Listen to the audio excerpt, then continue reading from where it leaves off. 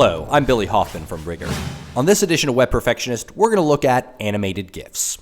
So I was looking at BuzzFeed because I'm weak, and they had a really cool article that was just 11 little clips from Star Wars: The Force Awakens, and I'm a sucker for Star Wars, and it's kind of cool to see all these nice little video clips. The problem is these are animated GIFs, and why is that a problem? Well, frankly, it's amazing animated GIFs work at all. Actually, in the GIF spec, it even says it's not intended for animation. Animation, just in general, like little spinning progress meters, was kind of a hack on top of GIFs. To use them for video is kind of insane. Now, it's good because there's no patent concerns and pretty much all platforms support these, and there's kind of this great culture around sharing GIFs. God knows we use them a lot in Slack.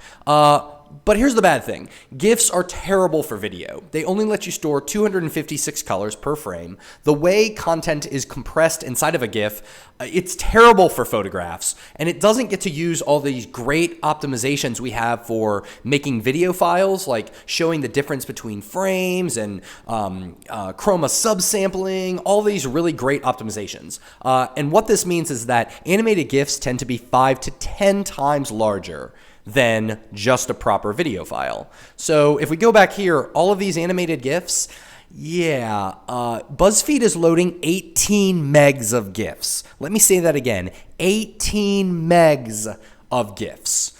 So like, what does that look like? Well, let's look at this. This is a nice little pretty animated GIF, picture of Rey. It's 3.7 megs just to do this as an animated GIF. Now, the problem is that we've already solved how to store video clips. They're called video files. And what we should be doing is actually converting this to a web-based image, or to a web-based video. If we did that and actually made this an MP4 video, we see that we go from 3.7 megs to 93K.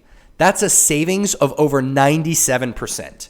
3 megs to 97K. I can't even believe that. This is actually the third time I've recorded this video because I usually say expletives here about how blown away I am by how much savings you can get.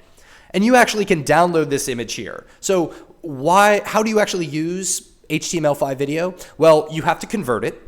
There's a great command, ffmpeg, or if you're a Rigger customer, you can just download the clip. But ffmpeg to convert an animated GIF to an MP4. And then you actually have to change. Instead of just using an image tag, you actually have to use this video tag to load it.